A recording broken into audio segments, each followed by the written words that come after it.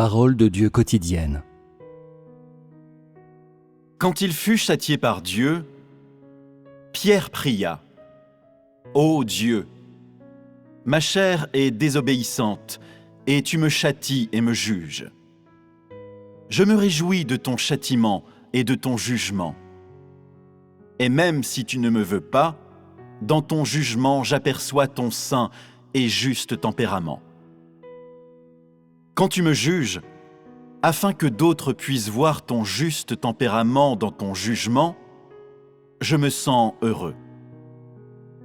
Si cela peut manifester ton tempérament et permettre que ton tempérament juste soit vu par toutes les créatures, et si cela peut purifier mon amour pour toi, afin que je puisse atteindre l'image d'un juste, alors ton jugement est bon, car telle est ta volonté de grâce. Je sais que beaucoup en moi est encore rebelle et que je ne suis toujours pas apte à me présenter devant toi. Je veux que tu me juges encore plus, que ce soit par un milieu hostile ou par de grandes tribulations. Peu importe comment tu me juges, pour moi c'est précieux. Ton amour est si profond, et je suis disposé à être à ta merci sans la moindre plainte. C'est la connaissance de Pierre après qu'il a expérimenté l'œuvre de Dieu, et c'est aussi un témoignage de son amour pour Dieu. Aujourd'hui, vous avez déjà été conquis, mais comment cette conquête est-elle exprimée en vous ? Certains disent « Ma conquête est la grâce suprême et l'exaltation de Dieu ». Seulement, maintenant je me rends compte que la vie de l'homme est creuse et sans signification. Vivre est tellement inutile que je préférerais être mort. Bien que l'homme passe sa vie à s'affairer, engendrant et élevant génération après génération d'enfants, l'homme se retrouve finalement sans rien. Aujourd'hui, c'est seulement après avoir été conquis par Dieu que je vois qu'il n'y a aucune valeur à vivre ainsi. C'est vraiment une vie dénuée de sens.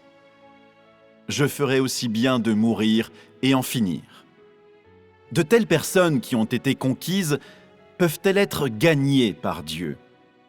Peuvent-elles devenir des exemples et des modèles ? Ce genre de personnes sont une leçon de passivité. Elles n'ont aucune aspiration et ne s'efforcent pas de s'améliorer. Même si elles sont considérées comme conquises, ces personnes si passives ne peuvent pas être rendues parfaites. À la fin de sa vie, après avoir été rendu parfait, Pierre a dit « Ô Dieu, si je devais vivre encore quelques années, je voudrais arriver à un amour plus pur et plus profond pour toi. » Quand il était sur le point d'être cloué à la croix, dans son cœur, il a prié. « Ô Dieu, ton temps est arrivé maintenant. Le temps que tu as préparé pour moi est arrivé. Je dois être crucifié pour toi, je dois te rendre ce témoignage, et j'espère que mon amour pourra satisfaire tes exigences et qu'il pourra devenir plus pur. Aujourd'hui, pouvoir mourir et être cloué à la croix pour toi me réconforte et me rassure, car rien n'est plus gratifiant pour moi que de pouvoir être crucifié pour toi, de satisfaire tes désirs et de pouvoir me donner à toi, de t'offrir ma vie. Ô Dieu, tu es si beau. Si tu me permets de vivre, je serai encore plus disposé à t'aimer. Tant que je serai en vie, je t'aimerai. Je veux t'aimer plus profondément. Tu me juges, tu me châties et tu m'éprouves parce que je ne suis pas juste, parce que j'ai péché. Et ton tempérament juste devient plus évident pour moi. C'est une bénédiction pour moi, car je suis capable de t'aimer plus profondément et je suis prêt à t'aimer ainsi, même si tu ne m'aimes pas. Je suis prêt à contempler ton tempérament juste, car cela me rend plus capable de vivre une vie pleine de sens. Je sens que ma vie est plus significative maintenant, car je suis crucifié pour toi, et mourir pour toi a beaucoup de sens. Pourtant, je ne me sens pas encore satisfait, car je te connais trop peu. Je sais que je ne peux pas réaliser pleinement tes désirs et que je t'ai trop peu remis en échange.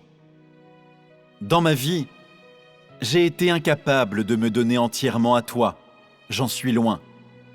Lorsque je me souviens de ce moment, je me sens tellement redevable à toi.